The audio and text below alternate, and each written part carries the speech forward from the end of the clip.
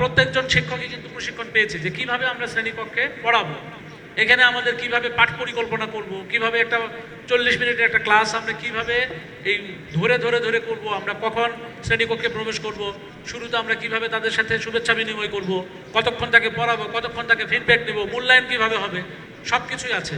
কিন্তু আমরা বোধহয় এখন এটাকে কাস্টমাইজ করতে গিয়ে পাঠ পরিকল্পনাটাকে এত ছোট করেছি যে এই জন্য কিন্তু আমরা যথাযথ প্রস্তুতি নিয়ে ক্লাসে আসলে যেতে পারি না। এর কারণে কি হয়, আমার যদি যথাযথ প্রস্তুতি না থাকে, 40 মিনিটের একটা ক্লাস, আমি ক্লাসে ঢোকার পর আমি এটা বলতে পারবো না যে আসলে 40 মিনিট আমি কিভাবে রান করব। আলটিমেটলি কি করি, রিডিং করতে দিই বাচ্চাদেরকে বলি এই রহিম তুই প্রথম 10 লাইন পড়তো, সে 10 লাইন পড়লো, এরপরে করিম তুই 10 লাইন পড়, সে 10 লাইন পড়লো, ক্লাস শেষ। এভাবে কিন্তু হবে না। আমাদেরকে যদি একটা চ্যাপ্টার আমি বাচ্চাকে পড়াইতে চাই, তাহলে আমাকে আগে প্ল্যান করে নিতে হবে কতটুকু অংশ আমি বাচ্চাকে পড়াবো, কতটুকু আমরা মুক্ত আলোচনা করব, কতটুকু আমরা বাচ্চাদেরকে প্রশ্ন আনসারের মাধ্যমে আমরা দেখবো যে তারা কতটুকু বুঝলো। এইভাবে যদি আমরা প্ল্যান না করি তাহলে আমাদের ক্লাস হবে, প্রতিদিনই আমাদের স্কুল হয়, ক্লাস হয়, সবই হয়, কিন্তু বাচ্চাদের মধ্যে কিন্তু কাঙ্ক্ষিত যে পরিবর্তন সেটা কিন্তু আসলে আসবে না।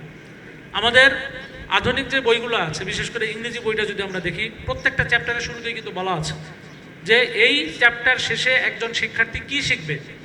প্রত্যেকটা চ্যাপ্টারে কিন্তু আছে এটা।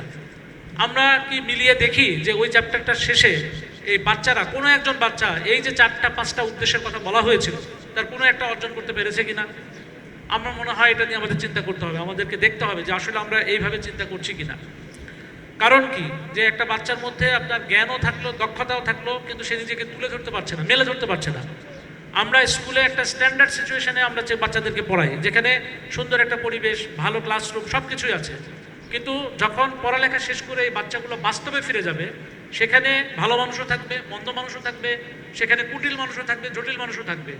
সেই পরিস্থিতিতে নিজেকে মেলে ধরার মতো দক্ষ করে তাদেরকে আমরা তৈরি করতে পারছি কিনা।